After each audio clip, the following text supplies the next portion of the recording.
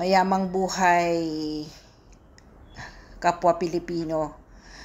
So, ang bagong hot cake now ay whether or not i-veto ba ni President Marcos ang proposed budget or approved budget ng Senate. So, under Article 1, Section 7 of the Philippine Constitution, a vetoed bill becomes law when it is reconsidered and passed by the requisite 2/3 vote in its house. So, yun. Ang bill may become a law even without the president's signature if the president does not sign a bill within 30 days from receipt in his office. Also, a bill may become a law without the president's signature if Congress overrides a presidential veto by 2/3 vote. So, kunyari may tatanggalin or dadagdagan ni President Marcos yung zero budget, magbibigay siya ng budget sa PhilHealth. Pag hindi niya inaksyonan yan within 30 days, magiging batas yan. Okay, hindi siya magsa-assign. Now, 2/3 votes ay kailangan para ma-pass into law ang vetoed na bill.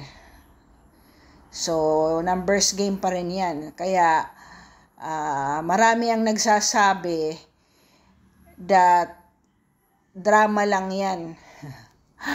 Nakakatuwa yung mga media natin ngayon. Parang napaka-zero na ang trust natin sa ating government.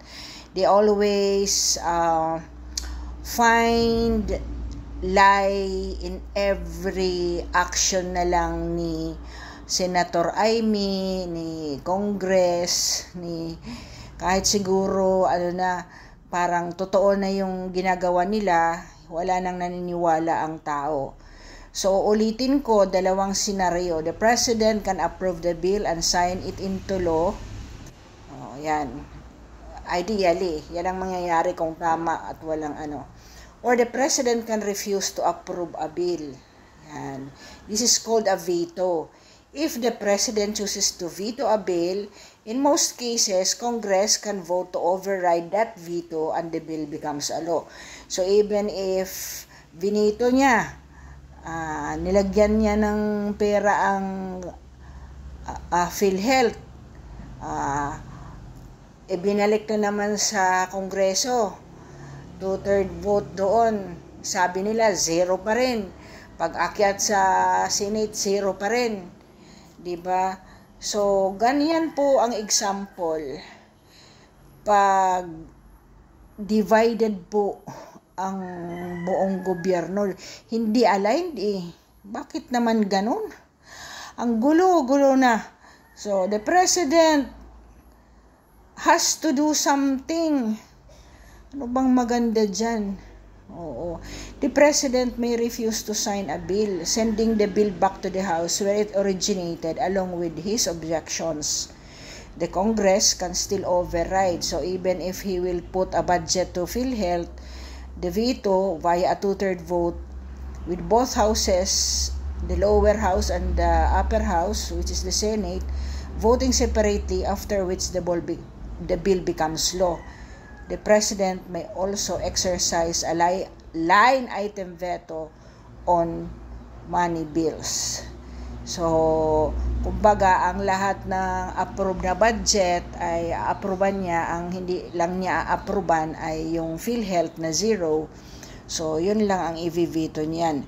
Ang pangalan niyan ay line item veto. So, let us wait and see if that legitimate power is the power you exercise holding the organization's hierarchy. Tingnan natin kung mag-a-align ang Congress with the President giving, and then the Congress, dahil hindi naman sa kanila na zero, doon naman kay Hontiveros at at po na 0, I don't know what will happen kasi feeling ko naman 2/3 ang makukuha na vote. Kaya lang nakakadismaya kasi kawawa naman ng mga executive offices na supposedly mag-start up na ng kick-off activities nila, having the budget by January, and yet they could not proceed kasi nga i-wait ang magiging labas ng GAAM.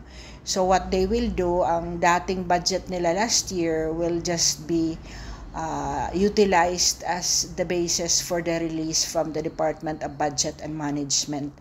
Thank you for listening again to this segment. Sana ma-develop ang leader within our people in the politics, ano? Nakadismaya talaga yung ganito. Kawawa naman tayo. Ang layo na ng mga kapwa Asian countries natin, but then we are held to progress and be a developed country because I don't know if the leaders in the Philippines are really serious about helping the condition of our country. Lalo po tayong lumulubog. Sana nag-aambisyon na tayo na, 'di ba, maging highly industrialized country tayo.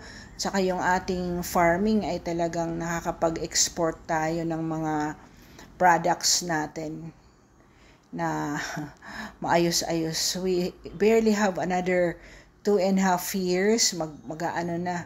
Wala nang mangyayari sa 5 months dahil election na next month. So, we are so divided and we're so chaotic at walang alignment ang mga opisina ng gobyerno sa ating bansa.